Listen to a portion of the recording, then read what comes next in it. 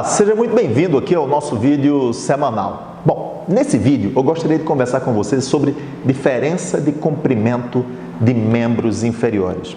Parece que eu vou falar sobre algo muito evidente que está aos olhos de qualquer pessoa que percebe na rua uma pessoa claudicando, manquejando com aquela diferença bem evidente. Não é sobre isso que eu quero falar. Eu quero falar sobre algo que preocupa mais, que são as pequenas diferenças de comprimento de membro inferior. E por que me preocupa mais as pequenas diferenças? Porque elas passam despercebidas. São inúmeros os casos de dor musculoesquelética que têm como causa essa diferença e passam batido, passam despercebido aos olhos de uma consulta médica ou de uma consulta no fisioterapeuta e se trata uma determinada região acometida sem sucesso. Bem, pode não parecer comum, mas 30% da população tem diferença de comprimento de membros inferiores. Nem todas essas pessoas vão desenvolver sintomas, mas uma parte delas, sim, irá desenvolver. Quais as causas que podem estar envolvidas, então, nessa diferença de comprimento de membros? Bem, pode ser, a diferença de membros pode acontecer por conta de uma sequela de fratura, por exemplo, ou então um pós-operatório de uma prótese de joelho, uma prótese de quadril. É comum apresentar no pós-cirúrgico pequenas diferenças de comprimento de membros. A causa pode ser genética, idiopática, como nós chamamos, a causa desconhecida, uma causa genética que provoca ao longo do crescimento e desenvolvimento essa pequena diferença de comprimento de membros inferiores. Como pode ser também uma sequela de um processo artrósico, um processo degenerativo numa articulação como o joelho, por exemplo, ou no quadril, se essas alterações são assimétricas entre um lado e outro. Ou casos de artrites também que geram deformidades articulares, seja no quadril, no joelho ou nos pés. Enfim, independente da causa, essa diferença existirá.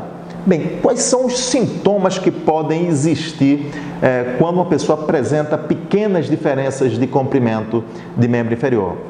O principal sintoma é a dor musculoesquelética. Na maioria dos casos, a região campeã de sensação de dor, de responder dolorosamente a esse distúrbio mecânico, é a região lombar.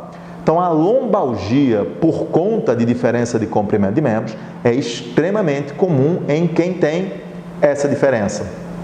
Outra região que é muito comum apresentar problema também é a articulação do joelho, uma dor anterior no joelho. As pessoas se queixam quando andam por tempo prolongado, ou quando fazem uma corrida, ou então quando fazem um exercício de agachamento na academia, por exemplo, ou subir e descer uma escada, a dor aparece. Muito comum também dor nos pés, fascite plantar, dor na planta do pé, por conta da diferença de comprimento de membros, é extremamente comum, uma região importante de correlação com essas diferenças. Como também a tendinopatia de calcâneo, aquela dor atrás no tendão de Aquiles, no tendão calcâneo, também tem muita relação com diferença de comprimento de membros inferiores. Bem, todas as pessoas que têm diferença de comprimento vão apresentar sintomas? Não vão. Não é assim que acontece. Você tem uma boa parcela dessa população que passa a vida inteira com a diferença e não sente absolutamente nada, nenhuma queixa referente a isso. Mas algumas pessoas desenvolvem algum sintoma musculoesquelético numa determinada fase da vida. Pode ser na infância, pode ser na adolescência, pode ser já na terceira idade. Um idoso pode ter dor musculoesquelética referente a essa diferença e sem nunca ter tido dor antes. Então, em que momento da vida essa dor vai aparecer vai depender muito do limiar de tolerância tecidual, do limiar de resistência tecidual que cada um de nós temos, que não temos como prever isso. Então, o simples fato de detectar a diferença não significa que mereça tratamento. Isso tem que ter muito cuidado. Então, o tratamento deve vir quando nós detectamos diferenças em crianças, por exemplo, por conta do crescimento dela. Então, para evitar distúrbios posturais importantes que vão surgir e se agravar ao longo do crescimento, deve-se fazer a compensação da diferença nas crianças e adolescentes. Na fase adulta, essa diferença de comprimento de membros só deve ser compensada caso haja sintomas. Se não houver sintomas associados, eu aconselho a você não fazer absolutamente nada, porque o corpo está adaptado a essa diferença. Então, nós temos que fazer a correlação entre o achado e a história clínica de cada um. Então, se houver realmente uma relação entre sintoma e a diferença, deve-se compensar para que se obtenha sucesso no tratamento. Caso contrário, é melhor não fazer nada. Bem, qual a melhor forma de detectar e quantificar essa diferença? Nós temos algumas possibilidades. Bom, a primeira, fazer uma medição com fita métrica. Eu acho que é a mais simples, mais tradicional e que se pode fazer em qualquer consultório. Não é confiável, mas é uma forma de fazer essa medição.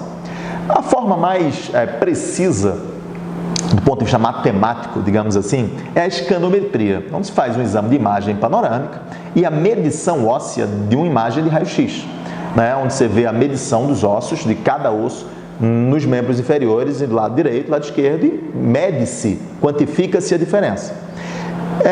Apesar de ser extremamente difundido e feito, né, e muitas vezes se recomenda uma determinada compensação baseada nessa escanometria, eu não aconselho que se faça isso, porque a medição matemática não significa que seja aquilo que o seu corpo precisa, porque para toda diferença de comprimento de membros inferiores, nós temos adaptações tônico-posturais, ou seja, nosso corpo se molda, se defende dessa diferença e nós temos que dar um estímulo que o seu corpo aceite. Porque, caso contrário, se forçar demais uma compensação, ela pode provocar, de fato, um problema ainda mais sério. Então, qual é a melhor forma de fazer isso? Nós fazemos isso através de uma avaliação posturológica. O que é isso? Nós temos parâmetros tônico-posturais pesquisados, de nivelamento de cintura escapular, nivelamento de cintura pélvica, tonicidade da musculatura paravertebral, para que quando esses parâmetros estejam equilibrados com uma determinada altura, significa que é essa altura que o seu corpo precisa e que o seu sistema nervoso central aceita como compensação e, na maioria das vezes, não bate com os dados da escanometria. Então, muitas vezes, quando a pessoa chega até mim dizendo, olha, eu não fiz a escanometria, eu disse, olha, não precisa. Não precisa porque o que ela vai mostrar não significa que seu corpo vai aceitar. Então, nós temos que colocar uma compensação que seja compatível com as adaptações que você tem. Então, detectado isso, testado milímetro por milímetro e observado qual a reação corporal que você apresenta, aí se faz o tratamento através da compensação, né, de palmilha com uma compensação. E olha, você pode pensar que sejam compensações muito grandes, mas eu tenho casos aqui, por exemplo, com compensações com 3, 4 milímetros que foram responsáveis por tirar uma dor lombar, uma dor no joelho ou eliminar uma fascite plantar. Então, é milímetro por milímetro que se observa a reação.